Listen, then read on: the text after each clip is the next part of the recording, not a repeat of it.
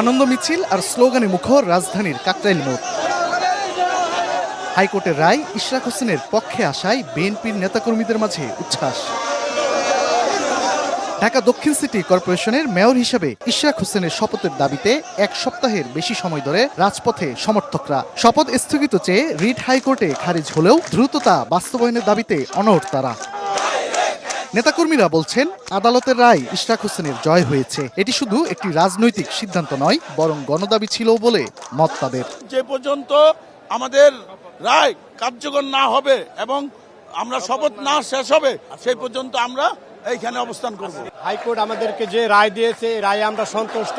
আমরা আসলে আনন্দে উচ্ছ্বাসিত, পুরো ঢাকাবাসী উচ্ছ্বাসিত। 8 দিনের পরিশ্রম আমাদের আজকে সফল হয়েছে। গ্লিটারের টুইন লেমন ও অ্যান্টিব্যাকটেরিয়াল ফর্মুলা বাসনকে চকচকে জীবাণুমুক্ত করে আমাদের দেয় গ্লিটার গ্যারান্টি।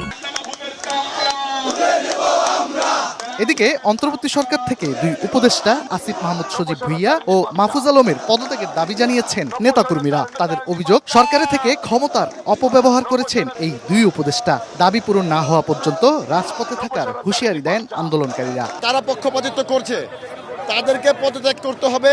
আসিফ মাহমুদ এবং মাহফুজ সাহেবরা যে দৃষ্টিকোণ দিয়ে দেশকে অস্থিরতা সৃষ্টি করতে চেয়েছিল, সেই হাত থেকে আল্লাহ রক্ষা করেছে, তার জন্য ধন্যবাদ। ওরা ওই জায়গায় যোগ্য না বিদেয় আজকে দেশে বিশৃঙ্খলা। এই বাচ্চা কাচ্চা পোলাপান উপদেষ্টা পরিষদে এসে টেন্ডারবাজি, ঠিকাদারি, চাকরি বাণিজ্য, ভর্তি বাণিজ্য, বিদেশ বাণিজ্য, ঘুষ বাণিজ্য, দুর্নীতি বাণিজ্য এইসবে লিপ্ত হয়েছে। আদালতের নির্দেশনা অনুযায়ী দ্রুত ইশরাক হোসেনকে ঢাকা দক্ষিণ সিটির মেয়রের শপথ পড়ানোর দাবি জানান সমর্থকরা।